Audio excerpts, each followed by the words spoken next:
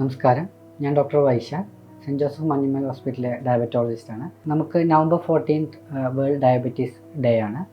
So ഞാൻ ഡയബറ്റീസിനെ പറ്റി 2 വാക്ക് സംസാരിക്കാമെന്ന് വിചാരിച്ചു.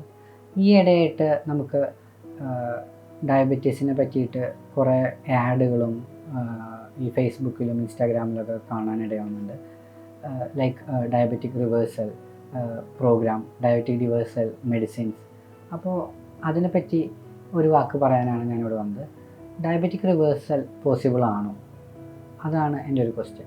ഡയബറ്റീസ്, അതിന് മുന്നേ നമുക്ക് ഡയബറ്റീസ് എത്ര തരത്തിലുണ്ട് എന്നൊക്കെ അറിയണം. നമുക്ക് 2-3 തരത്തിൽ ഡയബറ്റീസ് ഉണ്ട്. ആക്ച്വലി ടൈപ്പ് 1 ഉണ്ട്, ടൈപ്പ് 2 ഉണ്ട്, ഇതിനിടയിൽ വരുന്ന ടൈപ്പ് 1.5 ഉണ്ട്, മോണോജനിക് ഡയബറ്റീസ് ഉണ്ട്, അങ്ങനെ നിറയെ ടൈപ്പുകളുണ്ട്. ഈ ടൈപ്പ് 1 ഡയബറ്റീസ് വരുന്നത് നോർമലി കുട്ടികളിലാണ് കണ്ടുവരുന്നത്. അപ്പോൾ ഈ കുട്ടികൾക്ക് എന്തോ സംഭവിക്കുന്നതെന്ന് വെച്ച് കഴിഞ്ഞാൽ പാൻക്രിയാസിൽ ഈ ഇൻസുലിൻ പ്രൊഡ്യൂസ് ചെയ്യുന്ന സെൽസ് ഇല്ല. സോ അവർ പാൻക്രിയാസ് ഇൻസുലിൻ പ്രൊഡ്യൂസ് ചെയ്യുന്നേ ഇല്ല. അപ്പോൾ അതിന് ഇപ്പോഴത്തെ പുതിയ കുറച്ച് കണ്ടുപിടുത്തങ്ങളും അതൊക്കെ വെച്ചിട്ട് ട്രീറ്റ്മെൻറ്റ്സ് അവൈലബിൾ ആണ്. ചില മെഡിസിൻസ് ഇപ്പോൾ വന്നിട്ടുണ്ട്. പിന്നെ അതുകൂടാതെ തന്നെ സ്റ്റെം സെൽ തെറാപ്പി വന്നിട്ടുണ്ട്. പിന്നെ ആ ഒരു പാൻക്രിയാസിലെ ഈ ഇൻസുലിൻ ഉണ്ടാക്കുന്ന കോശങ്ങൾ തന്നെ വേറെ ആൾക്കാരിൽ നിന്ന് എടുത്തിട്ടോ അല്ലെങ്കിൽ DNA വഴി ഉണ്ടാക്കിയിട്ടോ അത് എടുത്തിട്ട് വെച്ചിട്ടുള്ള ട്രീറ്റ്മെൻറ്റുകളും വന്നിട്ടുണ്ട്. അങ്ങനത്തെ കേസുകളിൽ നമുക്ക് ഡയബറ്റീസ് ക്യൂറബിൾ ആണെന്ന് പറയാം. നമ്മുടെ കേരളം എന്ന് പറയുന്നത് ഡയബറ്റിക് ക്യാപിറ്റൽ ഓഫ് ഇന്ത്യ എന്നാണ് പറയുന്നത്. കാരണം അത്രയ്ക്കധികം ഡയബറ്റിക് പേഷ്യൻസ് ഉണ്ട് കേരളത്തിൽ. അത് ആ ഒരു ഡയബറ്റിക്കിലെ ഈ മെയിൻ നമ്മുടെ കേരളത്തിൽ അടങ്ങിയിരിക്കുന്ന ടൈപ്പ് 2 ഡയബറ്റീസ് ആൾക്കാരാണ്. പിന്നെ അതിൻ്റെ ഇടയിൽ ഉണ്ട് നമുക്ക് ടൈപ്പ് 1 തന്നെ മെച്യൂരിറ്റി ഓൺസെറ്റായിട്ട് വരും, പ്രായമാകുമ്പോൾ വരുന്ന ടൈപ്പ് 1 ഡയബറ്റീസും ഉണ്ട്. അപ്പോൾ അതിന് ഇപ്പോൾ ഒരു പുതിയ മെഡിസിൻ ഇറങ്ങിയിട്ടുണ്ട്. അതും പൂർണ്ണമായിട്ട് ക്യൂറബിൾ അല്ല. അത് കുറച്ച് നാൾ നമുക്ക് ഇപ്പോൾ ഒരു 35 ഇയേഴ്സിൽ വരേണ്ടത് നമുക്കതൊരു 45 ഇയേഴ്സിലേക്കോ അല്ലെങ്കിൽ അങ്ങനെ 10 ഇയേഴ്സോ നമുക്ക് എക്സ്റ്റെൻഡ് ചെയ്ത് കിട്ടും. ഈ ടൈപ്പ് 2 ഡയബറ്റീസ് റിവേഴ്സിബിൾ ആണോ എന്നുള്ളതാണ് മെയിൻ ക്വസ്റ്റ്യൻ. അത് എനിക്ക് നമ്മളിപ്പോൾ ഇൻസുലിൻ എടുക്കുന്നവരും മരുന്നൊക്കെ സ്ഥിരമായിട്ട് കഴിക്കുന്നവരൊക്കെ ഈ വീഡിയോ കണ്ടിട്ടും അല്ലെങ്കിൽ അത് കണ്ടിട്ടും നമ്മൾ മരുന്നും ഇൻസുലിനൊക്കെ അവോയ്ഡ് ചെയ്തിട്ട് അതിൻ്റെ പിന്നാലെ പോയിട്ട് കാര്യമില്ല. ചിലരിൽ നമുക്ക് ടൈപ്പ് 2 ഡയബറ്റീസ് റിവേഴ്സിബിൾ ആണെന്ന് പറഞ്ഞു കഴിഞ്ഞാൽ ഈ ഡയബറ്റീസിൽ തന്നെ നമുക്ക് പ്രീ ഡയബറ്റീസ് എന്ന് പറയുന്ന ഒരു കണ്ടീഷനുണ്ട്. മെയിൻലി അവർക്കാണ് ഈ ഡയബറ്റീസ് നമുക്ക് റിവേഴ്സിബിൾ ആയിട്ടുള്ളത്. ഈ പ്രീ ഡയബറ്റീസ് എന്ന് പറയുന്നത് HbA1c 5.6 മുതൽ നമുക്കൊരു 6.4 വരെയുള്ള ഒരു സ്റ്റേജിലാണ് നമുക്ക് പ്രീ ഡയബറ്റീസ് എന്ന് പറയുന്നത്. ആ പ്രീ ഡയബറ്റിക് സ്റ്റേജിൽ നമ്മൾ കുറച്ച് കാര്യങ്ങൾ നമ്മളൊന്ന് ചേഞ്ച് ചെയ്യുക, കാര്യങ്ങളൊക്കെ ചെയ്ത് കഴിഞ്ഞാൽ ഡയബറ്റീസ് ഇല്ലാത്ത രീതിയിലേക്ക് ഈ 5.4ൻ്റെ മുന്നത്തെ സ്റ്റേജിലേക്ക് നമുക്ക് പോകാൻ പറ്റും. അപ്പോൾ അതിനൊരു എക്സാമ്പിൾസ് പറയുകയാണെന്ന് വെച്ച് കഴിഞ്ഞാൽ ഫസ്റ്റ് തിങ് ഡയറ്റാണ്. ഡയറ്റ് നമുക്ക് എല്ലാവർക്കും അറിയാം. കുറച്ച് ഷുഗർ കണ്ടൻറ്റുകളൊക്കെ എല്ലാം ഒഴിവാക്കുക. ഈ ഫൈബ്രസ് ആയിട്ടുള്ള ഡയറ്റുകൾ കൂടുതൽ നമ്മൾ ഇൻക്ലൂഡ് ചെയ്യുക ഫുഡിൽ. നമ്മൾ അത് ഈ ഫൈബ്രസ് ആയിട്ടുള്ള കാര്യങ്ങൾ ഇൻക്ലൂഡ് ചെയ്യാന്ന് പറഞ്ഞാൽ കാർബോഹൈഡ്രേറ്റ് ഉള്ളത് കുറച്ച് കുറയ്ക്കാൻ വേണ്ടി വേണം. അപ്പോൾ അങ്ങനത്തെ ഒരു നമുക്കൊരു നല്ലൊരു മീൽ പ്ലാൻ വേണം. എന്നാൽ ഇപ്പോഴത്തെ പുതിയ സ്റ്റഡിയിൽ പറയുന്നത് നമ്മളുടെ പ്ലേറ്റ് ടോട്ടലി ചേഞ്ച് ചെയ്യാനാണ് അവർ പറയുന്നത്. പ്ലേറ്റ് ചേഞ്ച് ചെയ്താൽ നമ്മളിപ്പോൾ ഏറ്റവും കൂടുതൽ ഇപ്പോൾ കേരളത്തിൽ ഏറ്റവും കൂടുതൽ കഴിച്ചു വരുന്ന കാർബോഹൈഡ്രേറ്റ് ആയിരിക്കും.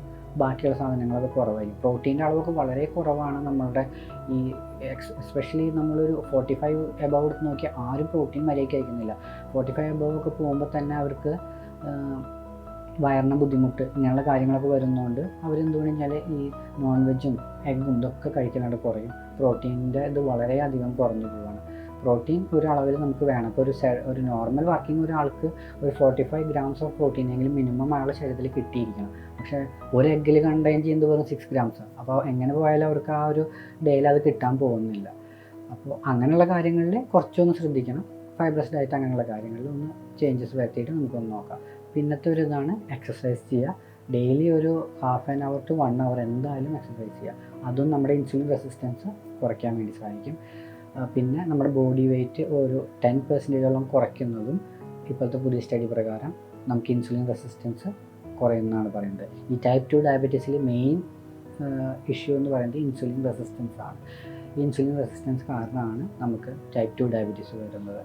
എന്തുകൊണ്ടാണെന്ന് വെച്ച് കഴിഞ്ഞാൽ നമുക്ക് ശരീരത്തിലേക്ക് ചെല്ലുന്ന ഷുഗർ ഈ ഇൻസുലിനാണ് സെല്ലുകൾക്ക് ഉപയോഗിക്കാൻ വേണ്ടി ഹെൽപ്പ് ചെയ്യുന്ന സാധനം. അവിടെ ഇൻസുലിൻ ഉണ്ട്, പക്ഷേ സെല്ലുകൾക്ക് ഉപയോഗിക്കാൻ പറ്റുന്നില്ല. അവിടെ ആ ഇൻസുലിന് റെസിസ്റ്റൻസ് സെല്ലുകൾ തന്നെ ഇതാക്കിയേക്കാണ്. അപ്പോൾ ആ റെസിസ്റ്റൻസ് കുറയ്ക്കാനുള്ള വഴികൾ ഇങ്ങനത്തെ കുറച്ച് വഴികളുണ്ട്. ഈ വഴികളൊക്കെ നോക്കിയിട്ട് കുറയ്ക്കണം. പിന്നെ ഇപ്പോഴത്തെ ഏറ്റവും നല്ല ട്രീറ്റ്മെൻറ്റ് അല്ല മോഡേൺ ട്രീറ്റ്മെൻറ്റ് വഴി നമുക്ക് കണ്ടിന്യൂസ് ഗ്ലൂക്കോസ് മോണിറ്ററിങ് എന്ന് പറയുന്ന ഒരു ഇത് വന്നിട്ടുണ്ട്. ജസ്റ്റ് ഒരു കോയിൻ സൈസ് പാച്ചാണ്. അത് നമുക്ക് കയ്യിൽ വെച്ച് കഴിഞ്ഞ് കഴിഞ്ഞാൽ നമുക്ക് കണ്ടിന്യൂസ് ആയിട്ട് ഫോണിൽ NFC ഉള്ള ഫോണിലാണെങ്കിൽ ഷുഗറിൻ്റെ ചാർട്ട് ഇങ്ങനെ കിട്ടിക്കൊണ്ടേയിരിക്കും. അപ്പോൾ നമുക്ക് മനസ്സിലാവും ഏതൊക്കെ ഫുഡുകൾ കഴിക്കുമ്പോൾ അല്ലെങ്കിൽ ഏതൊക്കെ ടൈമിലാണ് നമ്മളുടെ ഷുഗർ എലിവേറ്റ് ആയിട്ട് പോകുന്നതെന്ന്. ആ ഒരു പർട്ടിക്കുലർ ടൈമുകൾ നമുക്ക് കറക്റ്റായിട്ട് റെഗുലേറ്റ് ചെയ്യാൻ പറ്റിക്കഴിഞ്ഞാൽ, ഇപ്പോൾ നമ്മളിലേക്ക് ചോറുണ്ട് കഴിഞ്ഞാൽ പെട്ടെന്ന് കൂടുന്നുണ്ട്, ആ സമയത്തുള്ള ചോറ് ഒഴിവാക്കി അത് വേറെ ഫുഡായി കഴിഞ്ഞാൽ നമുക്ക് ആ സമയത്തുള്ള ഷുഗർ കുറച്ച് കൊണ്ടുവരാം. അങ്ങനെ നമുക്കൊന്ന് അഡ്ജസ്റ്റ് ചെയ്തിട്ട് മൊത്തത്തിൽ ഇതാക്കാം. അതും നമ്മൾ സെൻറ്റ് ജോസഫ് ഹോസ്പിറ്റലിൽ നമ്മളത് ചെയ്യുന്നുണ്ട്. നമുക്ക് അങ്ങനെ CGM വെച്ചിട്ട് പേഷ്യൻറ്റിൻ്റെ ഷുഗർ കൺട്രോളാക്കി ഈ ഒരു പ്രീ ഡയബറ്റിക് സ്റ്റേറ്റിലുള്ള ആൾക്കാരെ ഡയബറ്റീസ് ഇല്ലാണ്ടാക്കാൻ കുറേ പേർക്ക് പറ്റുന്നുണ്ട്. എല്ലാവർക്കും പോസിബിൾ ആണെന്ന് അപ്പോഴും പറയാൻ പറ്റില്ല. ചിലവർക്ക് ഇതൊക്കെ ചെയ്താലും ഷുഗർ കുറച്ച് ഹൈ ആയി നിൽക്കും. അവർക്ക് ചെറിയൊരു മെഡിസിൻ എന്തെങ്കിലും ഒന്ന് ആഡ് ചെയ്യേണ്ടി വരും. ഇപ്പോൾ എന്താ വെച്ചാൽ പ്രീ ഡയബറ്റിക് സ്റ്റേജിൽ വരുമ്പോൾ ആദ്യം തന്നെ പേഷ്യൻ്റ് ചോദിക്കുക, ഇത് ഷുഗറിൻ്റെ തുടക്കമല്ലേ ഡോക്ടറെ, കുറച്ച് നാൾ ഞാൻ ഡയറ്റിൽ പൊക്കോട്ടെ എന്ന് പറഞ്ഞിട്ട് അവർ പോകും. പിന്നെ അവർ ഒരു 6 months അല്ലെങ്കിൽ 1 year കഴിയുമ്പോൾ ഹൈ ബ്ലഡ് ഷുഗറായിട്ടൊരു 400-500 ഒക്കെ ആയിട്ടാണ് പിന്നെ അവർ വരിക. അതുവരെ കുറച്ച് നാൾ ചിലപ്പോൾ ആ പോകുന്നവർ 2 വീക്കൊക്കെ നന്നായി കൺട്രോൾ ചെയ്യും. പിന്നെ അത് കഴിഞ്ഞ് അവരത് വീണ്ടും മൊത്തത്തിൽ പിന്നെ അത്രയും ഷുഗറായിട്ട് അവർ തിരിച്ചു വരാം. അപ്പോൾ അങ്ങനെയുള്ള ഒരു അവസ്ഥയിൽ നിന്ന് നമുക്ക് ഒരു മാറ്റം വരണം, അതാണ് വേണ്ടത്. സോ ഷുഗർ നമ്മളൊന്നും ഇപ്പോൾ ഇത്രയും ഉള്ള ആൾക്കാരിൽ ഒരു 15% ആൾക്കാർക്ക് നമുക്കിവിടെ പ്രീ ഡയബറ്റിക് സ്റ്റേറ്റിലുണ്ടെന്നാണ് കേരളത്തിൽ പറയുന്നത്. അതിൽ 50% ആൾക്കാർക്ക് അറിയില്ല അവർ പ്രീ ഡയബറ്റിക് സ്റ്റേറ്റിലാണോ അല്ലേ എന്നത്.